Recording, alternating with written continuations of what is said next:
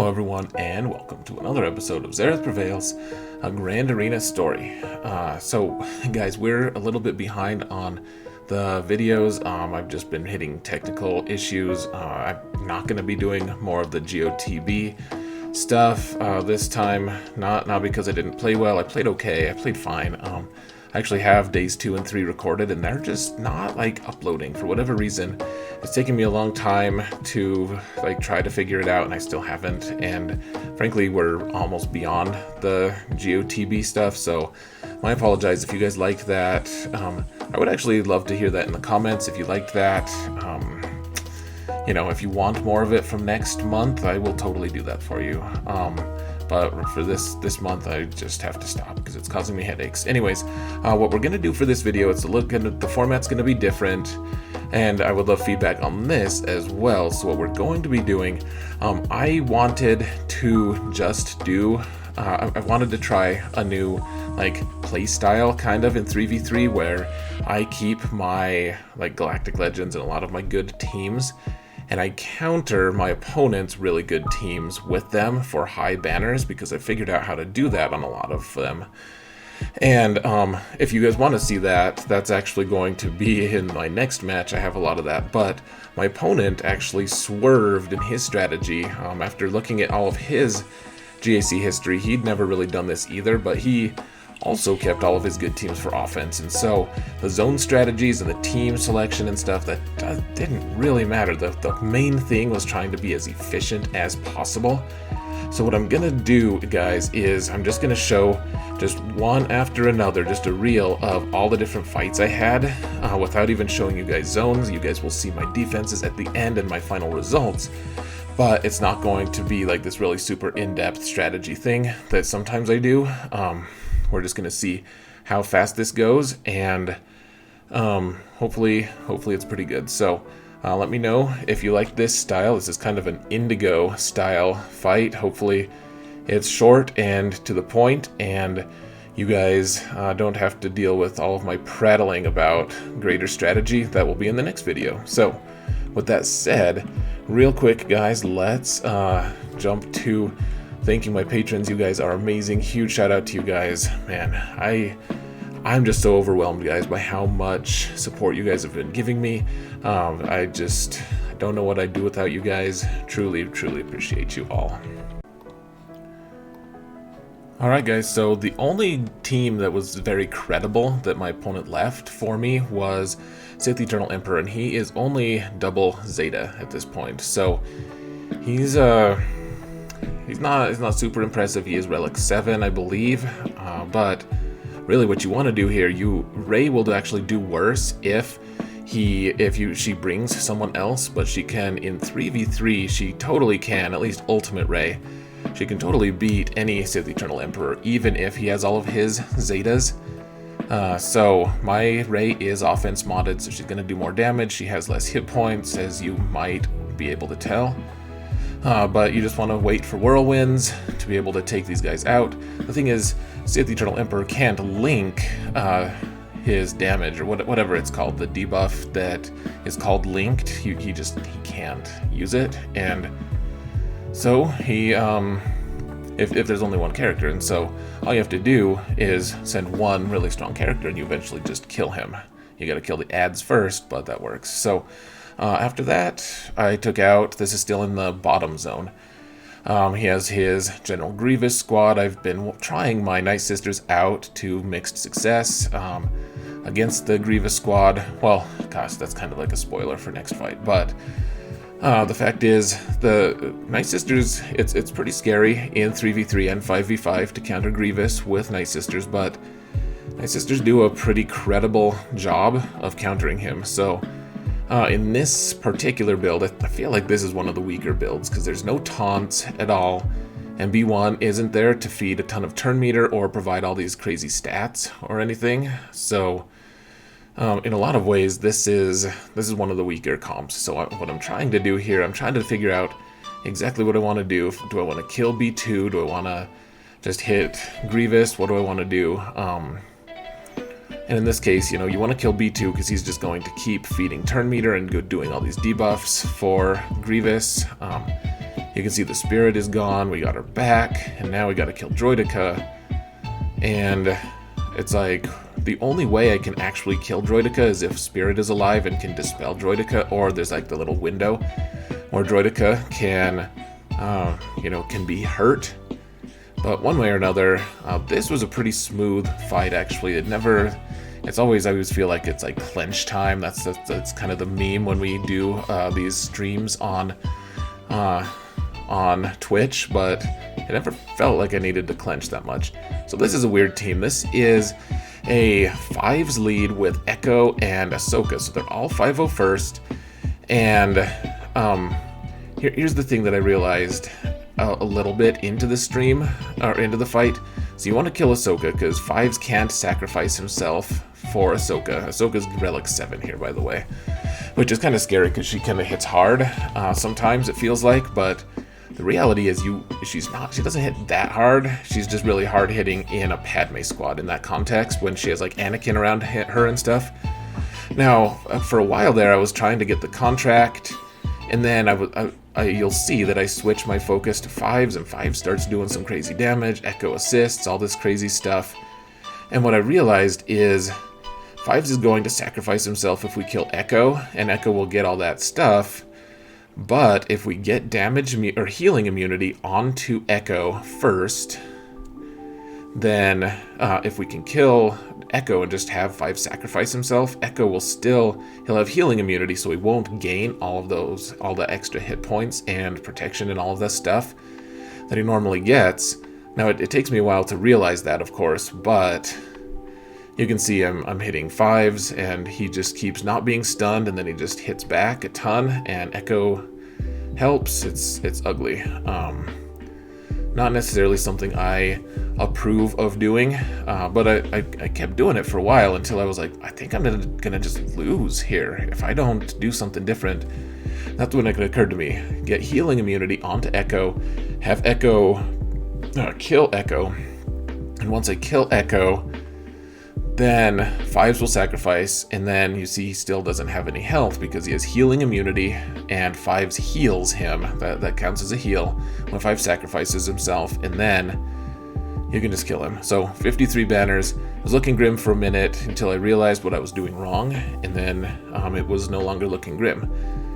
So here I'm trying to kill squad with Vader. Vader's just diminished in 3v3. He's still good, but he's not as good as, if it was like 15 versus 15 and he could go first, he would be like unstoppable. He would be amazing. And so, like 1v1, he's going to do worse just because the Merciless Massacre depends on how many people you're doing this for. Now look how I waited to do Culling Blade until the very last move because I was building up the stacks from Piet, which every stack you get is an additional, 6% offense on top of everything. So I did basics after I went into Merciless Massacre. I did basics on the other two. I didn't want a Culling Blade. And then, of course, Scav can just one-shot any of my characters here. My Piet is only gear 11 in this case, and set 6 stars, so he's pretty vulnerable. So if we can just keep him protected, keep Vader moving, then that's great. 54. Vader, man, even in 3v3, he's crazy. So here we have a Dooku team with Asajj and Zombie, and this is a pretty, this can be a kind of scary team for a lot of squads for a lot of reasons, and that being, like Dooku can be extremely effective in 3v3 because he can stun multiple people, and of course he can go into stealth, he can do all this stuff, he can counter. His counters are problematic because they stun, and a stun is way more impactful in 3v3 because you have less options.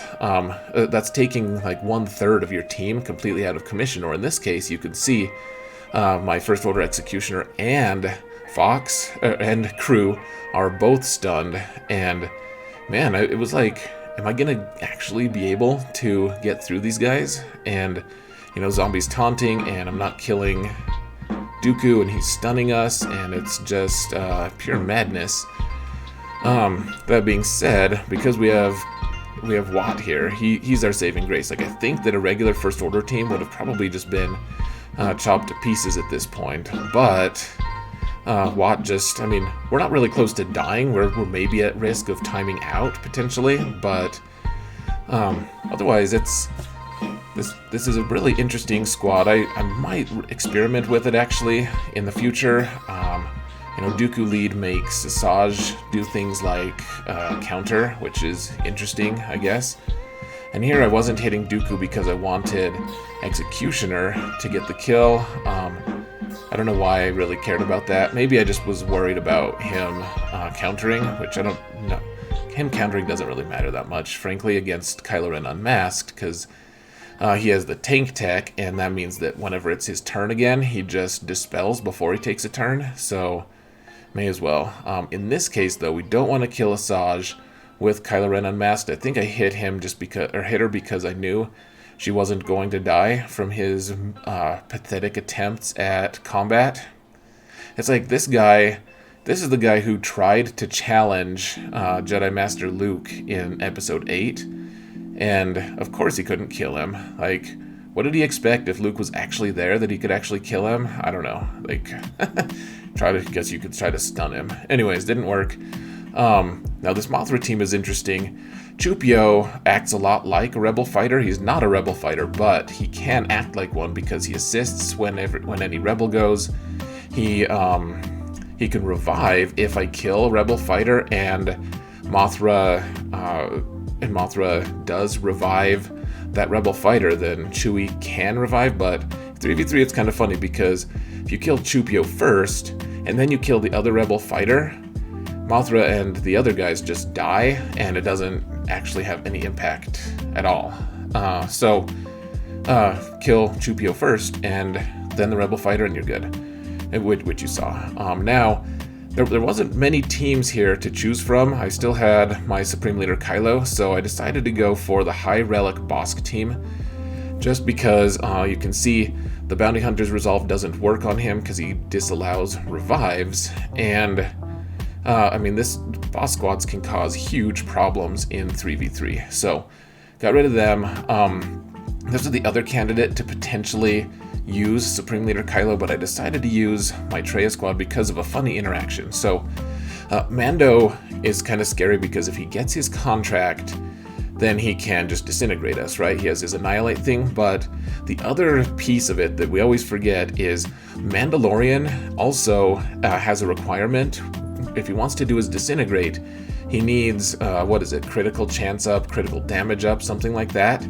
So if you put isolate on him, he can never get that buff, and therefore he can never actually, like, maybe he'll get his contract, but he can never actually disintegrate someone. So what we're doing here is just biding our time. Mando is just completely crippled. Like, he's, you know, he can actually do damage a little bit, but really the only thing that Mando brings to the table is his disintegrate, and he can call someone to assist sometimes if they're a bounty hunter. So I mean, there is that, but in other words, like Nest is a way bigger threat at this point just because we have isolate on him. And now here's something kind of interesting that maybe you remember or not. So he's got bounty hunter's resolve, but because he has isolate on him, he can't actually revive because he has isolate. He could, like, if Daka was here or something weird like that, like Daka could revive him after he died from that, but he can't self-revive in that moment with using bounty hunter's resolve. So now we're just going against Nightsisters. This is total overkill as well. I decided to bring my full 3-man team. I probably could have gotten by with just a 2-man, but I swear, guys, I've seen so many things where people just try to solo Nightsisters with General Skywalker and it goes south. Like, at least take 2, like, at least take 1 other character, and if not, then I wish the fate that you have earned on you, frankly. Okay, so Red Trooper he went first, actually. Fast Red Trooper. So that stole 3 banners right away because we don't have a method of banner recovery. But now, I mean, a Phasma squad, the Phasma is actually decent. I I'm trying to remember now if Phasma had her Zeta or not. Doesn't really matter that much. But I mean, I think she did, because they're doing all these bonus attacks and everything when the other one goes. I don't remember. It really doesn't matter that much. That Zeta isn't great, but it can be a pain sometimes. The key here, though, you want Jedi Knight Anakin instead of, like, some people would, like, try to use Ahsoka there and use Anakin with a Jedi squad, and that's fine-ish. But against this squad, you need to have that healing immunity placed on him, if possible. So, now here's the other thing, guys. So we have our third Galactic Legend. None of them are being used against other Galactic Legends or even good teams. So I need to get as good of banners as possible here. This Nute team was the one I decided probably held the best chance of me getting high banners. Probably, honestly, maybe the best choice here would have been to go with Bastila lead, but I actually debated that for a while, and in the end, like this was on our Gambit fight night. We were doing our live stream, and we were kind of debating the merits of each leadership, and in the end, what I wanted to try was to just revive all of my protection and stuff with Jedi Master Luke. He can do that. He has the kind of kit that allows that, and I don't know. I still think maybe Basti lead would have been better, but here's the other piece of it, though. What occurred to me was this is a high relic Magna Guard with a lot of health and protection. I wasn't entirely convinced that I would have enough damage to be able to kill him if we use Basti lead, because Jedi Master Luke can hit hard-ish, but not super hard, and I didn't really have any other Jedi available. So we're using Jedi Master Luke here. What we can do is see how Holdo is calling Luke to assist. That's great, and I'm trying to get my ultimate here. That was my kind of goal here. I was like, oh, maybe I can get my ultimate in 3v3. That'd be fun. Clearly not gonna happen. Almost did it, but the goal here is just to get 54 if at all possible, and it went pretty swimmingly on that count. So 54 there, and now we're already at ships, so I got a pretty clean sweep. I'll show you guys my final score in a minute, but he had Rebels in the back here with the Falcon, of course, but no Biston, and Biston's the one who can really gum things up if he's fast enough. So now we can kill Falcon. You gotta get that hunter's mark or whatever the heck it's called on the Falcon. And man, I've been pretty efficient so far. And all right, my apologies there. I was coughing. I needed to get some relief. So, anyways, what I was saying was I really wanted to make sure that fleets weren't the thing that screwed me over from beating him. I'd only dropped a few banners, and whereas my defenses weren't super strong, they were strong enough that I was pretty confident if I could get a good fleet score that I'd be able to actually make things, make it almost impossible for him to beat me. It was a pretty big surprise, actually, when I opened that back zone and found that there was just, not great teams in the back. There were some decent teams, but nothing crazy. And so, yeah, I was glad enough that at least his fleets weren't super strong. They did kill Kylo's shuttle. They're taking health and protection off of our ships. I did call an Ebon Hawk here just to increase those, rather to dispel on Phantom and get all of that stuff gone. So 58 isn't wonderful banners. It's on like the bad side of the shame, on the shame, whatever you call it. I always think that 60 banners is good, and anything below that is bad. You should feel ashamed, which is why I'm trying to think of what I call it. The shame continuum, I think, is what I've called it in the past. So took a long time to explain it. Meanwhile, we're using Rebels here on the Raddus. I do have Malevolence, but I think that Rebels had a better shot here. They didn't have a very great comp to start with, and that was it. So 2661 is a pretty decent score, and I was stressed out a little bit just because it's like how close, like he has everything for offense, every single thing, except for Sith Eternal Emperor and like some bounty hunters. Like he could probably get a good score as well, but can I force him to drop about 20 banners? That's the real question. So yeah, now I'll show you guys my defenses and how the match ended. Alright guys, let me show you the final results here. So, I've actually started my next round. I've even made my attacks for this round, but I'm still making this video, so the question is, was my opponent able to efficiently clear me, which I was pretty stressed out about. You know, that he saved so much for offense, like so much, everything basically, everything good and efficient. So, you know, could I withstand if I could keep him, if I could make him drop 20 banners, I'd be good. And the answer is yes, I did beat my opponent. Let me show you guys what happened. So it was actually this interesting thing where he attacked right as I was waking up, which is like the perfect timing really, if he's not going to attack like right away before I go.